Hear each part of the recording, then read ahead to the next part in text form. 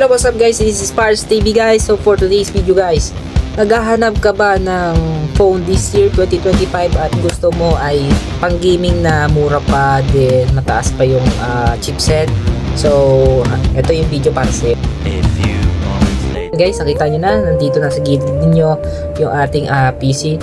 Then una muna sa lahat guys, nandito tayo sa ating Poco. So kung di ka pa nakasubscribe guys sa ating channel, sa munting channel natin, subscribe mo na yan, libre lang yan. So yan guys, una muna sa lahat, dito muna kay Poco kasi post nila is gaming, hindi naman more on camera. So mataas din yung chipset, pang budget friendly guys ha. Kaya wag niyo expect na mataas yung ipapakita ko sa inyo, pero nandun lang siya sa mid-range guys. Hindi na tayo akyat dun sa flagship level, hanggang dun lang tayo sa mga pang-budget lang. So yung mga bagong release lang ngayon na 2025 na phones na medyo maganda specs tapos pang gaming. So yung quality naman ng camera, goods na rin, pwede nang pagtiyagaan, pwede rin pang vlog kung gusto nyo. So meron naman din akong Poco, na-test ko na rin si Poco. So ito po yung Poco X6 Pro ko. So ayan, yung mga last year pa. So ito latest. So guys, una naman na guys dito sa ating Poco, dito sa ating right side ng ating screen. So ito guys, naka-record na. So ayan guys, una muna sa listahan natin is si Poco X7 Pro. This year lang din yung lumabas. So makukuha natin siya around 15,599. So ayan guys, mayroon naman din mga vouchers. So ayan, kitang-kita nyo. So ayan guys, ano nga ba yung nito? Chipset nito guys. So ang kanyang chipset is 8400 Ultra. So medyo maganda-ganda na rin yan. So search natin is 8400 Ultra. Antutu score.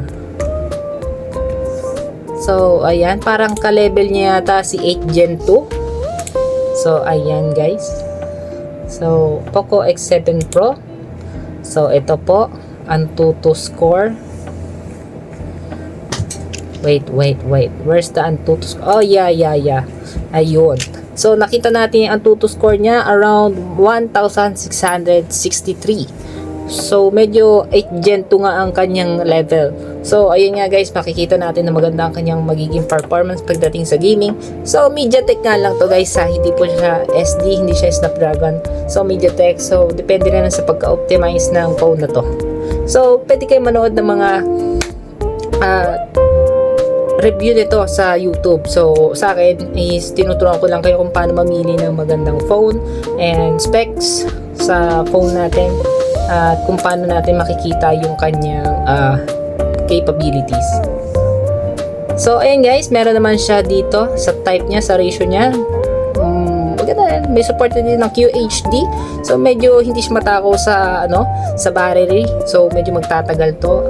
Compare mo dito kay Poco X6 Pro. So, na-review ko na rin to. So, ang problema nga lang kay Poco X6 Pro is medyo mababa yung battery. Then, hindi siya silicone carbon. So, ito kasi silicone carbon to guys. So, pwede nyo tingnan din yung kanyang yung pala niya guys, IP rating is IP68. So, pwede rin siya mabasa. Pwede rin siya malublob sa tubig. So, kayang-kaya din niya. Pero, wag natin tatagalan guys ha, kasi IP68. O baka 2 meters din yan, tapos 30 minutes pwede nating yun nga ibabad sa tubig. So naman masyadong matagal. So may mga variant siya guys. Ito yung mga variant niya. So sa India meron din variant na iba nga lang yung battery, so mas mataas sa India. So sa atin sa global may 12.5, 12GB yung pinakamataas, then the rest pababa na hanggang 8GB. So 256 na yun guys. So ito guys yung medyo magandang yung 2025. So next na tayo. So dito naman tayo guys sa isa pang phone ngayong 2025 na lalabas pa lang this ano ba ngayon?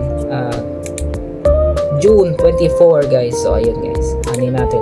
Ngayon June 24 guys, lalabas ngayon tong si Poco F7. So ayun naman, nakalagay dito sa screen natin. Kitang-kita nyo, ang laki-laki. So ayan guys. So, bagong release pero wala pang presyo, pero alam ko na magiging tatlo yung variant niya. So, kayo mamimili dyan. Siyempre, may 8GB, 12GB, and 16GB of RAM. So, doon tayo mamimili ng mga ano natin, gusto nating, siyempre, pamahal yun, hanggat palaki, siyempre. So, kung gusto naman natin for gaming lang, siguro na doon na tayo sa mid-range level. So, yung kanyang chipset pala is 8S Gen 4. So, medyo maganda na rin yan. Nasa pagitan siya ng 8 Gen 2, then 8 Gen 3. Overclock lang siya, parang 8 Gen 3. So, pwede na rin yan. So, parang nandun na rin siya sa budget gaming. Wala pa naman siya sa elite. So, sabihin natin mas malakas pa siya kay Poco X7 Pro. So, ayun, medyo ahead siya ng konti. So, para sa akin, di pa natin alam yung price. So, ayun guys, wait na lang natin i-release this 24 ng June.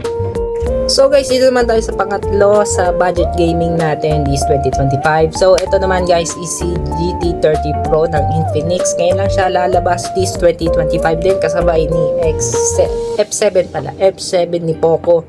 So sabay na sabay lang sila lalabas this year. So siguro sila lang yung nagko-compete ngayong 2025 para sa mga gamers ngayon 2025 na. So ito na guys, GT30 Pro. So nakita nyo naman yung price, siguro baka magulat kayo, nakita nyo 29,000. So nasa 30 na rin, around 30. Then nakita nyo naman siguro yung variant na yan, nasa 15,512 na yan. Siguro ha. Pero syempre baka bumaba pa, may early bird pa na tinatawag na presyo. Pero syempre pababago pa yan. So wag po kayo magulat na ganyan yung itsura niya na. Tapos guys, yung specs ni Infinix GT30 Pro ay ito guys, yung chipset niya is Dimensity 8350. So may 50 pesos pa na parang syempre pinalakas pa ng konti, in-adjust lang siguro, overclock. So siguro hindi ma-overclock yan, parang in-enhance lang. Tapos andito na tayo guys, ang kanyang Antutu score is umaabot ng 1.4, may get siguro 1,450,000. Then ang kanyang battery, so 5,500 milliamps at silicon carbon yan, sure. Then ang kanyang supported na ito guys, kita niyo naman supported ng mga SIM natin dito.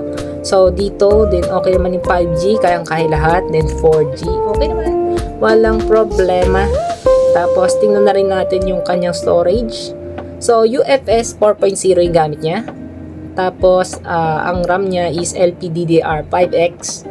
Then ang kanyang yun nga, graphics GPU niya Mali G16 MC6.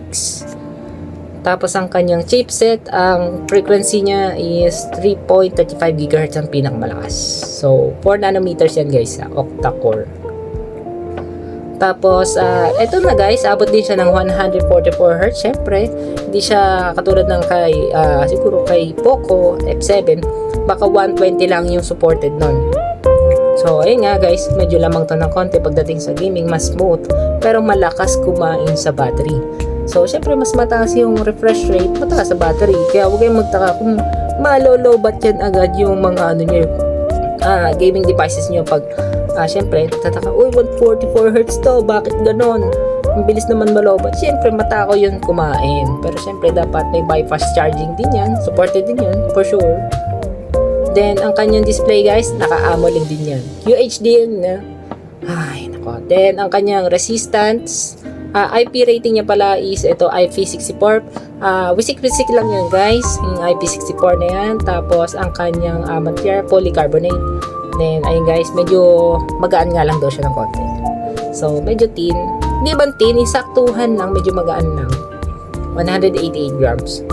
So ito, pasok to this year. So medyo maganda na may chipset pag gaming na, and budget friendly pa. So next naman tayo dito sa bagong budget gaming. So dito naman tayo guys sa pang-apat natin na pasok sa budget friendly na gaming phone this year is ito si Tecno Camon 40 Pro 5G. Then ang kanyang price is around 14,799. Pero kung sa inyo bibili niyan, syempre abot lang yan ng 13,000 or 12,000, depende sa voucher na makukuha nyo dito sa shop ni Tecno. So ito guys, ito yung kanyang specs. Then storage natin is 256 Hanggang 256 lang guys ha, yung kaya niya. Then, ito nga guys, type C na rin siya guys.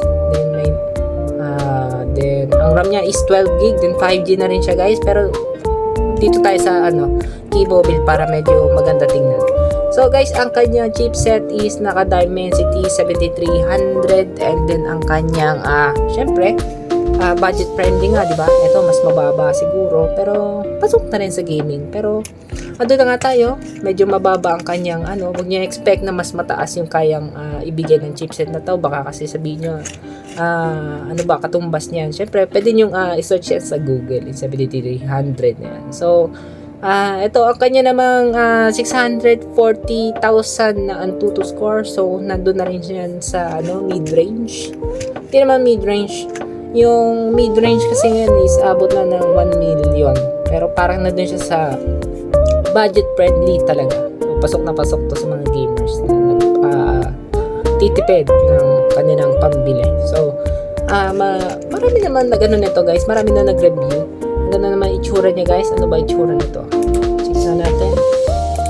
Ayan guys, ito pala yung maganda yung camera. So dito pala sila nag-focus guys. Kay Tecno Camon 40 Pro 5G. So nakita ko rin yung mga reviews nito guys. Yung camera nito is parang kay nalimutan ko na yata guys. Parang kay Huawei ba yun? Or Honor. Basta yung camera niya guys, nag-auto-focus siya kahit may nagalaw. Sobrang bilis kahit may nag-i-spin syempre. Malinaw na malinaw, hindi siya blurred. So doon sila nag-focus, hindi doon mismo sa syempre dito sa chipset. Kaya parang may around pang photo and then gaming. So nandun na rin siya sa magandang optimization na to. Pero pasok pa rin to sa gaming. So then syempre sa inyo kung nagtitipid kayo kung gusto niyo sa Tecno. So manood na lang kayo ng ibang reviews tungkol dito kung may issues ba or wala. So then ang kanyang materials na pagkakagawa din plastic. Then colors niya black, white, and green. Then naka-AMOLED din yung kanyang display. Then naka-FHD rin. Then supported niya yung 144Hz din. Then ang IP rating niya, walang nakalagay na IP rating. So, wala pong nakalagay na IP rating. Hindi natin masasabi kung anong klaseng pagkakabuild sa kanya. Kaya, iwasan nyo ilublob sa tubig. Baka masira. So, ayan. Hanggang 256 lang guys yung kanyang variant. So, next naman tayo sa isa pang budget-friendly phone this year. So, kung gusto... So, guys, dito naman tayo sa pang-5 natin na gaming phone na budget friendly, talagang bagong release lang din this 2025. So ito guys, alam niyo na si Nubia. Baka di kayo familiar kay Nubia guys. Parang partner din niya hindi naman partner, parang magkasama sila ni Red Magic.